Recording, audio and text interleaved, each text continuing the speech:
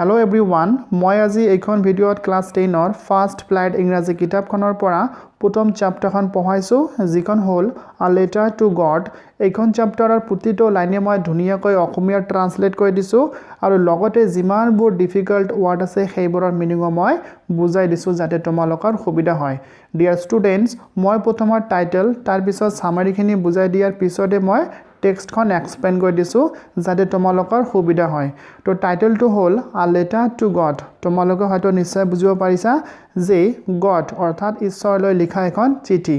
তো এতিয়া মই সামাৰীখিনি বুজাই দি আছো, তোমালোকে কনচেন্ট্ৰেট কৰিবা। সামাৰীখিনি হ'ল ষ্টৰীখনত এজন খেতিয়কৰ কথা কোৱা হৈছে আৰু তেখেতৰ নাম হ'ল লেন্সো তেখেতৰ লগতে তেখেতৰ ফেমিলি মেম্বাৰৰ জীৱিকাৰ বাবে সম্পূৰ্ণৰূপে খেতিৰ ওপৰতে নিৰ্ভৰ কৰিব লগা হৈছিল। যিয়ে নহওক লেন্সৰ শস্যৰ বাবে এই সময়ত বৰষুণৰ পানীৰ প্ৰয়োজন হৈ পৰিছিল, যাৰ বাবে লেন্সৰ প্ৰতিদিনে আকাশৰ পিনে চাই থাকে যাতে বৰষুণ দিয়ে। তো এনেদৰে চাই থাকোঁতে এদিনাখন বৰষুণ দিছিল, কিন্তু দুৰ্ভাগ্যৰ কথা এইখিনিয়ে যে সেই বৰষুণখিনি অতি কম সময়ৰ ভিতৰতে ধুমুহা বতাহলৈ পৰিৱৰ্তন হৈ পৰিছিল। বৰষুণৰ দৰে শিল পৰিবলৈ ধৰিছিল, যাৰ ফলত লেন্সৰ শস্যখিনি সম্পূৰ্ণৰূপে নষ্ট হৈ গৈছিল। তো তেখেতৰ শস্যখিনি নষ্ট হৈ যোৱাত আৰু তেখেতে যাতে সেই বছৰটো অনাহাৰে থাকিব লগা নহয় তাৰ বাবে লেন্সই গড অৰ্থাৎ ঈশ্বৰলৈ এখন চিঠি লিখিছিল। এতিয়া কথা হ'ল তেখেতে চিঠিখনত কি লিখিছে, যদি তোমালোকে সেইখিনি জানিব বিচৰা তেনেহ'লে টেক্সটখন ভালদৰে বুজিবলৈ চেষ্টা কৰিবা। তো এতিয়া মই এক্সপ্লেইন কৰিবলৈ ষ্টাৰ্ট কৰিলোঁ, তোমালোকে মনোযোগেৰে শুনিবা দেই। The house, the only one in the entire valley, sat on the crest of a low hill. Low hill means কম ওখৰ পাহাৰ। ক্ৰেষ্ট শব্দটোৰ অৰ্থ হৈছে লো হিলৰ top, that means top of a low hill. Valley শব্দটোৰ অৰ্থ হৈছে উপত্যকা বা ভৈয়াম। তোমালোকে হয়তো নিশ্চয় জানা যে দুখন পৰ্বতৰ মাজত থকা সমতল ভূমিক ভৈয়াম বা ভেলি বুলি কোৱা হয়। এণ্ড এণ্টায়াৰ শব্দটোৰ অৰ্থ হৈছে গোটেই। তো ইয়াত আমি কি বুজা পালোঁ যে ইয়াত এটা ঘৰৰ কথা কোৱা হৈছে, যিটো ঘৰ সেই ভেলিখিনিত কেৱল এটাই ঘৰ আছিল আৰু সেই ঘৰটো লো হিলৰ টপত আছিল। Okay, next line. From this height, one could see the river and the field of ripe corn dotted with the flowers that always promised a good harvest. Good harvest means ভাল শস্যৰ উৎপাদন। ডটেড শব্দটোৰ অৰ্থ হৈছে ফুটুকীয়া। Ripe কৰ্ণ means পকা শস্য। তো ইয়াত আমি কি বুজা পালোঁ, ইয়াত লিখা আছে ফ্ৰম দিছ হাইট, কোন হাইটৰ কথা কোৱা হৈছে, সেই ঘৰটো যিখন লো হিলত আছিল সেইখন হাইটৰ কথা কোৱা হৈছে। আৰু সেই হাইটৰ পৰা কি দেখিবলৈ পোৱা গৈছিল, দ্য ৰিভাৰ নদী and the field of ripe corn dotted with the flower, that means ফুটুকীয়া পকা শস্যৰ খেতিবোৰ দেখিবলৈ পোৱা গৈছিল আৰু যিবোৰ শস্য দেখিলে এনেকুৱা যেন লাগিছিল যে এটা ভাল শস্যৰ উৎপাদন হ'ব। The only thing the earth needed was a downpour or at least a shower. Shower means normal বৰষুণ, at least means অন্তত, and downpour means heavy rainfall বা ধাৰাসাৰ বৰষুণ। তো ইয়াত কি কোৱা হৈছে যে পৃথিৱীখনক বা পৃথিৱীৰ বুকুত থকা গছ গছনি বা শস্য আদি সকলোবোৰকে হেভি ৰেইনফলৰ প্ৰয়োজন হৈ পৰিছে বা শ্বাৱাৰৰ প্ৰয়োজন হৈ পৰিছে। এইখিনি স্পষ্ট হ'ল যে পৃথিৱীখনক অতিকৈ বৰষুণৰ পানীৰ প্ৰয়োজন হৈ পৰিছে। তাৰপিছত লিখা আছে throughout the morning Lencho who knew his field intimately had done nothing else but see the sky towards the northeast. Intimately শব্দটোৰ অৰ্থ হৈছে ওতঃপ্ৰোতভাৱে জড়িত। তো ইয়াত কি কোৱা হৈছে, থ্ৰুআউট দ্য মৰ্নিং, ডেট মিনছ গোটেই ৰাতিপুৱা ধৰি লেন্সো তেখেতৰ কথা কোৱা হৈছে যে তেখেতে তেখেতৰ খেতিৰ লগত সম্পূৰ্ণভাৱে ওতঃপ্ৰোতভাৱে জড়িত, যাৰ বাবে তেখেতে সেই ৰাতিপুৱাৰ পৰা একোৱেই নকৰে, জাষ্ট কি কৰে তেখেতে উত্তৰ পূব মুৱা হৈ আকাশৰ পিনে চাই থাকে, কাৰণ কেতিয়া বৰষুণ দিব, কাৰণ তেখেতৰ শস্যৰ বাবে বৰষুণৰ অতিকৈ প্ৰয়োজন হৈ পৰিছে। Now we are really going to get some water. Woman, ইয়াত woman কাক বুজোৱা হৈছে, লেন্সৰ ঘৈণীয়েকক বুজোৱা হৈছে। তো ইয়াত লেন্সই তেখেতৰ ঘৈণীয়েকক এনেকৈ কৈ আছে যে আমি এতিয়া হয়তো পানী পাম। ডেট মিনছ লেন্সই এইখিনি ক'ব বিচাৰিছে যে এতিয়া হয়তো বৰষুণ দিব। তাৰ পিছত লিখা আছে the woman who was preparing supper replied yes God willing supper শব্দটোৰ অৰ্থ হৈছে দিনৰ ভাগৰ শেষৰ লাইট আহাৰখিনি তো ইয়াত আমি কি বুজা পালো যে তিৰোতা গৰাকীয়ে যি গৰাকীয়ে supper তৈয়াৰ কৰি আছিল তেখেতে লেন্সৰ কথাত ৰিপ্লাই দিলে যে হয় God willing that means যদি ঈশ্বৰে কৃপা কৰে God willing means ঈশ্বৰৰ কৃপাত বা ঈশ্বৰৰ ইচ্ছাত The older boys were working in the field while the smaller ones were playing near the house until the woman called to them all, come for dinner. তো ইয়াত আমি কি বুজা পালো যে যেতিয়া লেন্সো আৰু তেখেতৰ ঘৈণীয়েকে বৰষুণৰ বিষয়ে আলোচনা কৰি আছিল বা যেতিয়া তেখেতৰ ঘৈণীয়েকে সাপাৰৰ আহাৰখিনি প্ৰস্তুত কৰি আছিল ঠিক সেই সময়ত সিহঁতৰ ডাঙৰ ল'ৰা কেইজনে পথাৰত কাম কৰি আছিল আৰু সৰু ল'ৰা কেইজনে ঘৰৰ ওচৰতে খেলি আছিল It was during the meal that just as Lanso had predicted big drops of rain began to fall predict শব্দটোৰ অৰ্থ হৈছে আগজাননী দিয়া বা ভৱিষ্যতবাণী কৰা তো ইয়াত আমি কি বুজা পালো যে যেতিয়া সিহঁতে ডিনাৰখিনি খাই আছিল ঠিক ডিনাৰখিনি খোৱাৰ জাস্ট আগমুহূৰ্তত লেন্সোৱে প্ৰিডিক্ট কৰিছিল অৰ্থাৎ আগজাননী দিছিল যে বৰষুণ দিব আৰু তেখেতৰ আগজাননীৰ ঠিক কিছু সময় পিছত বৰষুণ দিবলৈ আৰম্ভ কৰিলে In the northeast, huge mountains of clouds could be seen approaching.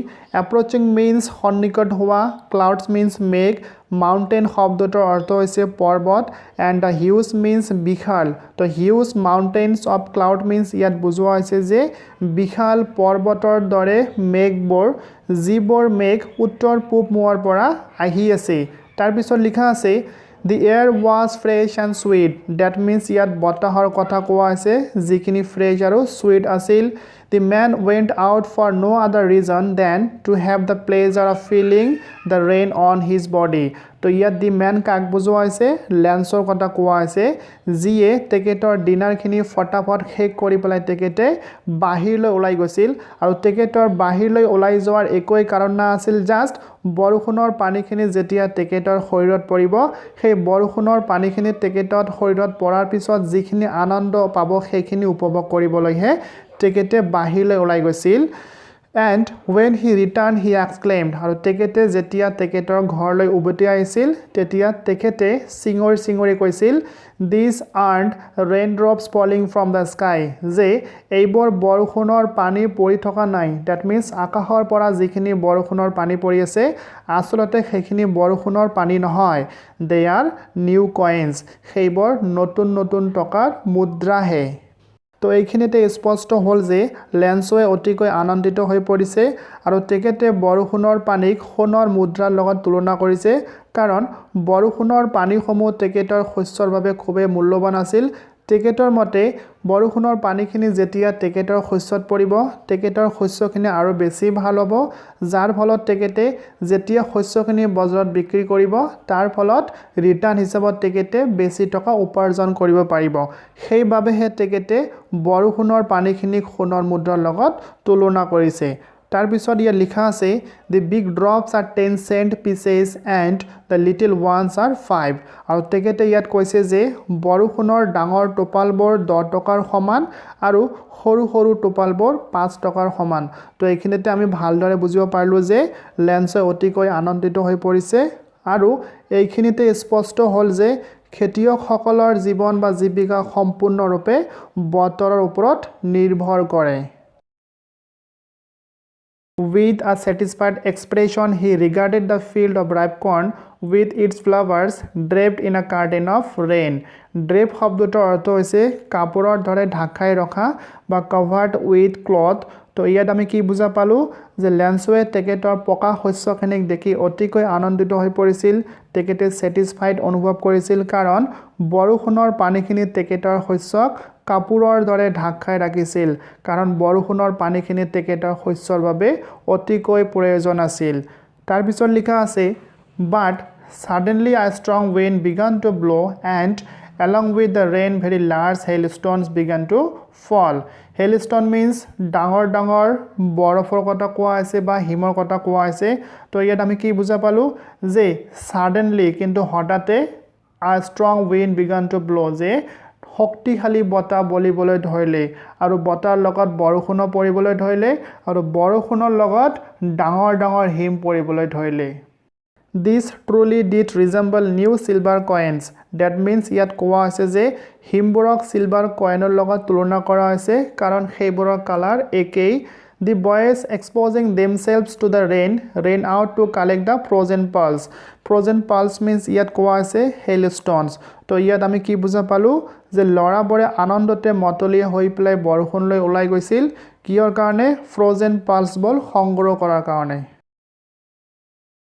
It's really getting bad now, exclaimed the man. মানুহজনে এতিয়া দুখেৰে প্ৰকাশ কৰিবলৈ ধৰিলে যে এতিয়া বেয়া হৈ আছে. That means বৰষুণখিনি এতিয়া বেয়াৰ পিনে গৈ আছে. I hope it passes quickly. মই আশা কৰোঁ যে এনেকুৱা বৰষুণ অতি সোনকালে শেষ হৈ যাব. It did not pass quickly. কিন্তু তেনেকুৱা হোৱা নাই. That means শিলাবৃষ্টিখিনি দিয়ে আছিল. বৰষুণখিনি ষ্টপ হোৱা নাছিল.